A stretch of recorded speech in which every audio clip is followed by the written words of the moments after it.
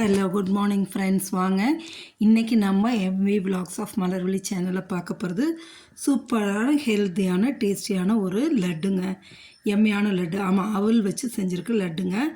இதுக்கு என்னென்ன பொருள் தேவைன்னு பார்க்கலாமா? பாருங்கள், நான் சிகப்பு அவல் 1.5 கப் எடுத்துருக்கேங்க. கெட்டி அவலுங்க. இது நம்மளோட சாய்ஸுங்க. லேஸ் அவல் எடுத்துக்கலாம், வெள்ளை அவல் எடுத்துக்கலாம், எது வேணாலும் எடுத்துக்கலாம். நான் கொஞ்சம் ஹெல்த்தியாக இருக்கட்டுமேனு கெட்டி அவல் சிகப்பு அவல் எடுத்துக்கிட்டேங்க. இந்த கப்பில் 1 கப்பு நாட்டு சக்கரை எடுத்துருக்கேங்க. நீங்கள் வெல்லம் கூட எடுத்துக்கலாம். இந்த கப்பில் வச்சு தான் எல்லாமே நான் மெஷர் பண்ணியிருக்கேங்க. 1 கப்பு துருவின தேங்காய்ங்க.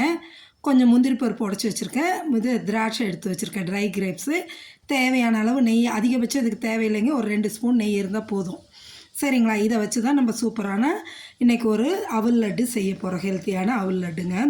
பாருங்கள், வானலை வச்சு ஒரு 2-3 ஸ்பூனுக்கு நெய்யை ஊற்றிட்டேங்க.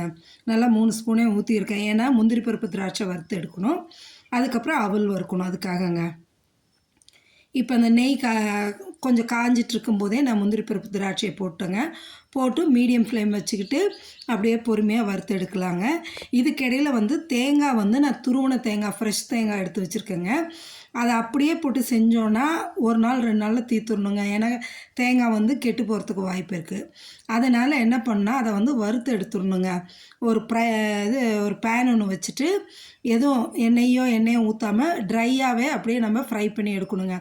ட்ரை வானலில் வச்சுட்டு மீடியம் ஃப்ளேமில் வச்சு வறுத்து எடுக்கணும். அந்த தேங்காயோட கலரும் மாறிடக்கூடாதுங்க. அந்த ஈரப்பதம் ஃபுல்லாக போயிடணுங்க. இந்தமாரி வறுத்து எடுத்துக்கலாம். இந்த இதை செய்கிறதுனாலும் செய்யலாம். இல்லை நீங்கள் கடையில் விற்கிறதுல டெசிகேட்டட் கோகோனட்டு அதையும் வாங்கி யூஸ் பண்ணிக்கலாம். அது உங்கள் சாய்ஸுங்க. நான் இன்றைக்கி ஃப்ரெஷ் தேங்காய் துருவல் எடுத்து தான் வறுத்துக்கிறேங்க. ஒரு பக்கம் தேங்காய் துருவல் வறுத்துக்கிறேன், ஒரு பக்கம் முந்திரி பருப்பு திராட்சையை வறுத்து எடுக்கிறேங்க. ரெண்டுமே மீடியம் ஃப்ளேமில் வச்சு தான் வறுக்கணுங்க. இந்த முந்திரி பருப்பு திராட்சை நல்லா வறுத்து வந்ததும் அதை ஒரு பிளேட்டில் எடுத்துக்கலாங்க. இதுவும் நல்லா பொறுமையாக அந்த ஈரப்பதமே போயிடுங்க. சுத்தமாக போனதுக்கப்புறம் எடுத்துட்டோம்னா இந்தமாரி டெசிகேட்டட் கோகோனட்டு இந்தமாரி வறுத்து போட்டுவிட்டோன்னு வைங்களேன், ஒரு 10-15 நாளைக்கு கெட்டு போகாமல் இருக்குங்க. வெளியே வச்சுருக்கலாம். இப்போ முந்திரி பருப்பு திராட்சை எடுத்தாச்சுங்க. எடுத்து வச்ச அந்த 1.5 கப்பு அவல் எடுத்து வச்சோம் இல்லைங்களா, அதை போட்டு இதில் வறுத்து எடுக்கணுங்க. ரொம்ப நேரம் வறுக்க வேண்டியது இல்லைங்க. நல்லா சூடு ஏறினாவே போதுங்க. அந்த அளவுக்கு வறுத்து எடுத்தால் போதும். நம்ம மீடியம் ஃப்ளேமில் தானே வச்சு வறுக்கிறோம். நல்லா சூடு ஏறிச்சுனாவே உங்களுக்கு நல்லா ஃப்ரை ஆகி வந்துடும். இதை பாருங்கள், இப்போ தேங்காய் துருவலும் ரெடி ஆகிடுச்சுங்க.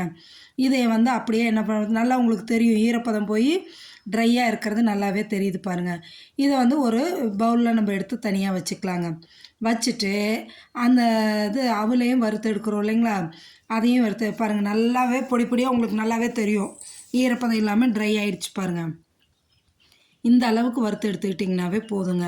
இந்தமாரி வறுத்து போடும்போது 10 நாள் 15 நாள் நீங்கள் வெளியே வச்சுருந்தாலும் கெட்டு போகாது. இங்கே பாருங்களேன், இந்த பக்கம் நம்ம அவளையும் நல்லா சூடேற அளவுக்கு நல்லா நெய்யில் வறுத்து எடுத்துடுறோங்க.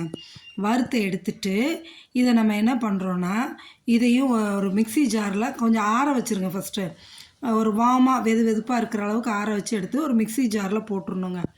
போட்டு நல்லா மிக்ஸி ஜாரில் போட்டு ஃபஸ்ட்டு இந்த அவலை மட்டும் அரைச்சி எடுக்கணுங்க. அரைச்சின்னா தண்ணி கிண்ணியும் ஊற்றக்கூடாது, பவுடர் ஆக்கிடணுங்க.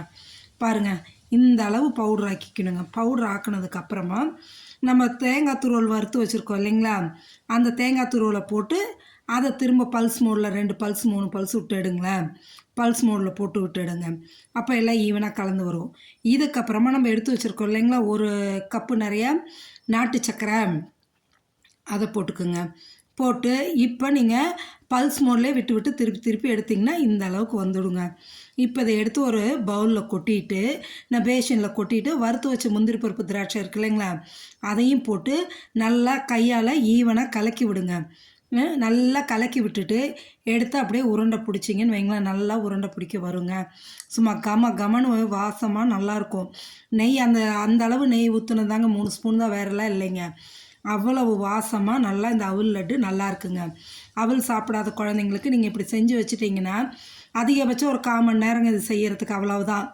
இதை எடுத்து நீங்கள் ஈவினிங் குழந்தைங்க ஸ்கூல்லேருந்து வரும்போது எடுத்து வச்சுட்டிங்கன்னு வைங்களேன், நல்லா சாப்பிடுவாங்க. உடம்புக்கும் நல்லா ஹெல்த்தியும் கூடங்க இது. அதனால் மறக்காமல் இந்த அவல் லட்டு நீங்களும் செஞ்சு பாருங்கள். நான் எடுத்த அவளுக்கு இவ்வளோ வந்திருக்குங்க.